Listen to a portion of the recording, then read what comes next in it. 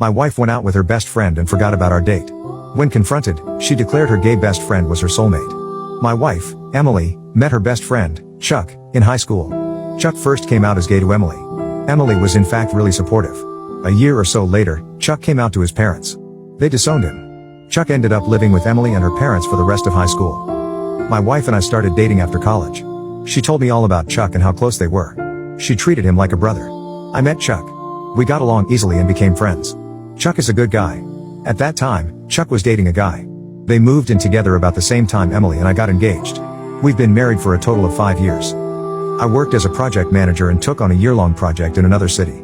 I leave the house around 5:30 a.m. and return home at 6:30 p.m. Emily and I had discussed this job at length before I signed the contract. We were both aware of the big sacrifice we would be making.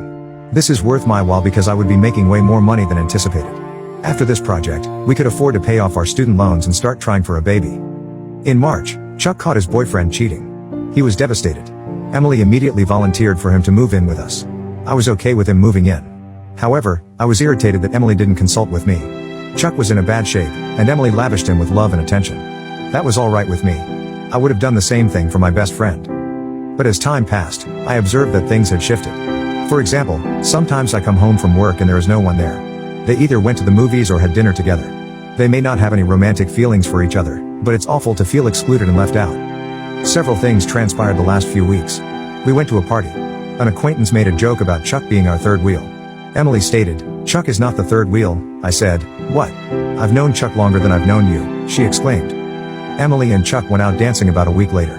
I had to work the following day, so I stayed home. I woke up around 3 a.m. Emily wasn't in bed.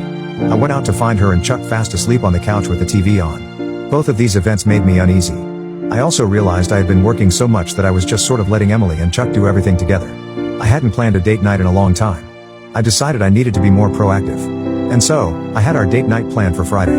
When I first told Emily, she was excited. I wanted our night out to be perfect. Friday came. I got home at 6:30 p.m. Emily and Chuck were missing. I took a shower and got myself ready. Our reservation was for 8 p.m. I decided to call Emily. I asked where she was. She said she and Chuck had gone shopping and were getting some dinner. I was kind of stunned and reminded her of our date. She giggled and said, "Oh, I forgot." Oh well. And that was the end of it. She never invited me to join them. My father was highly domineering over my mom. He had extreme anger issues. He would yell and throw objects whenever he was upset. That terrified me as a child. I've worked very hard not to be like him. I avoided being a controlling boyfriend. We've had our fair share of arguments, but we resolved them peacefully. When Emily forgot our date, I realized I needed to act quickly. When she got home, I requested that we speak in private.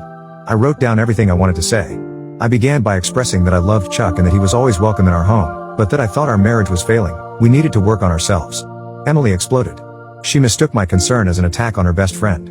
She began defending him and criticizing me at the same time. We've never had any major fight before. I was stunned. And then she said, "Chuck is my soulmate, and you just have to get used to it." I just gave up. I love Emily more than anything in the world, but in that moment, I realized her affection for Chuck outweighed her affection for me. I thought Emily and I were soulmates. Hearing her declare that has been devastating. I don't recall the rest of the conversation. Emily and Chuck were gone all day the next day. When they got back, she acted like nothing had happened. But how do I move forward knowing she will never love me as much as I love her?